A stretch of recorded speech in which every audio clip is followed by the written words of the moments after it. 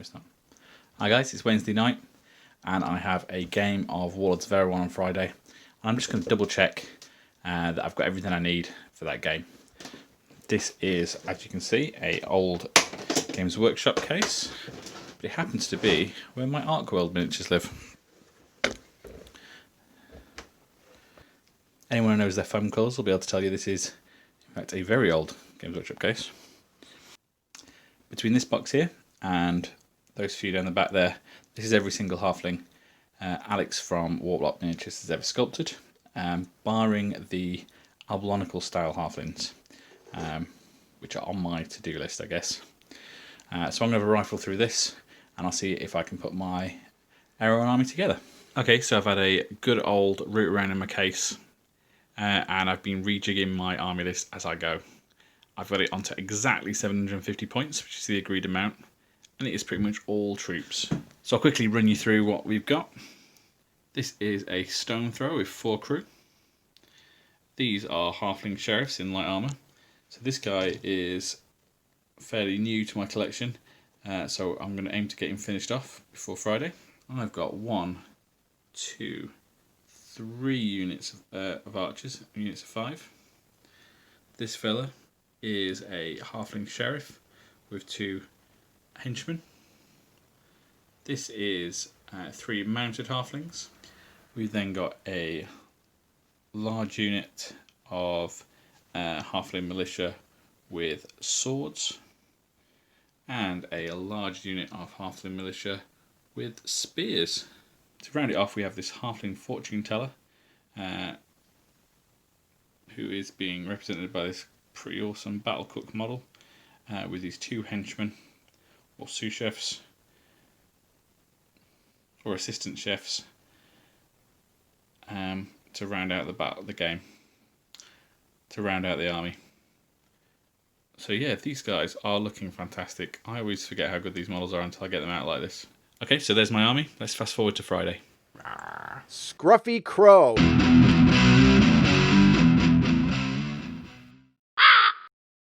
Okay, so here we are with the armies out on the table.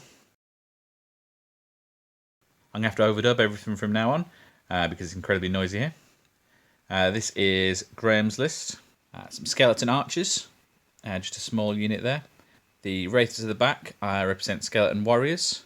We have his leader here, which is a Wraith with a bunch of nasty spells. Some more skeleton warriors at the back there. Skeleton riders, and a undead champion, who turned out to be quite nasty.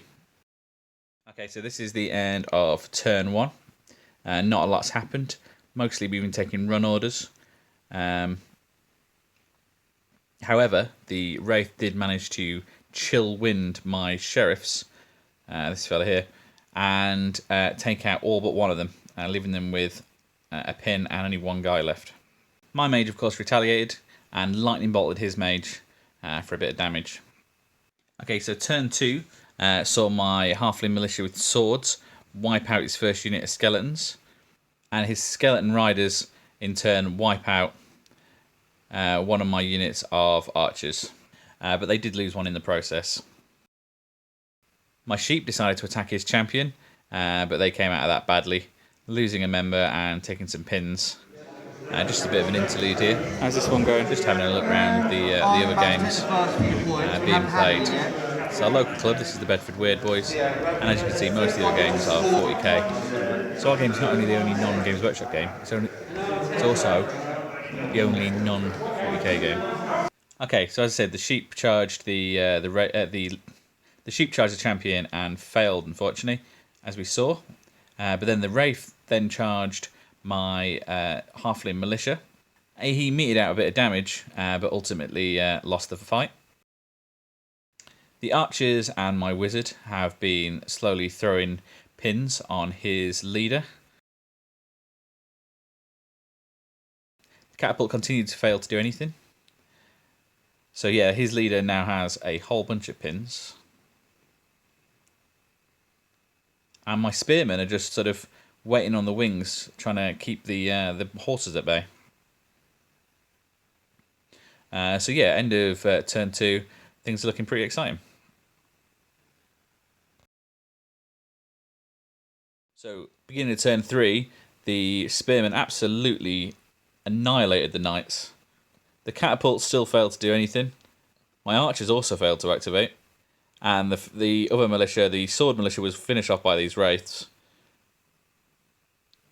But yeah, things are starting to sort of go the halflings' way at this point. So at the end of turn 4, these guys finished off my archers that had failed to activate. These other archers have done nothing really, just throwing a few pins around. The leader finished off my sheep and is starting to sort of menace the rest of the board now. He's pretty hardcore. My command unit charged these archers, almost destroyed them, but died in the process. And the spearmen refused to activate, annoyingly, but are still looking fairly fresh. So these skeletons continue to maraud along and have now killed my chef. Okay, so here's where we were at the end of the second to last turn. The skeletons had regenerated most of their troop, higher than their original amount. But then they were charged by the spearmen, and the spearmen were in turn took out the other unit of skeletons. Came in and attacked these archers, but were destroyed in the process. Leaving my unit of archers and my catapult and Graham's hero and skeletons. That meant that he'd taken more of my units off the table than me of his, meaning he'd won this game. So that was a bit of an experiment. Sorry if that battle report ended up a bit rushed. What I was trying to do was I was trying to record a battle report with minimum sort of intrusiveness into the game I was playing, because at the end of the day it was more or less just a casual game at our local club. I've definitely learnt a few bits and pieces that I'll try and put into the next one. A couple of things I will mention though is that we weren't sure how well balanced it was going to be, because it was the Undead had quite a few less troops than my Halflings. The game was very close all the way through. It was hard to call the winner, and eventually we did call. Graham had won, but only by a couple of 100 points, because his leader was still alive and all I had left was my archers and my catapult.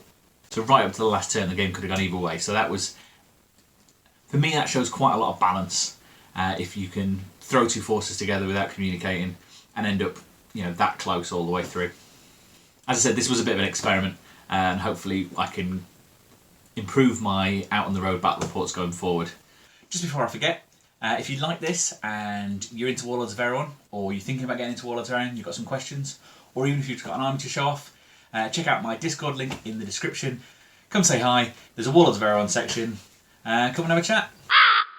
And that's all for this video. Please let me know what you thought down in the comments. Maybe subscribe for more. And as ever, thanks for watching.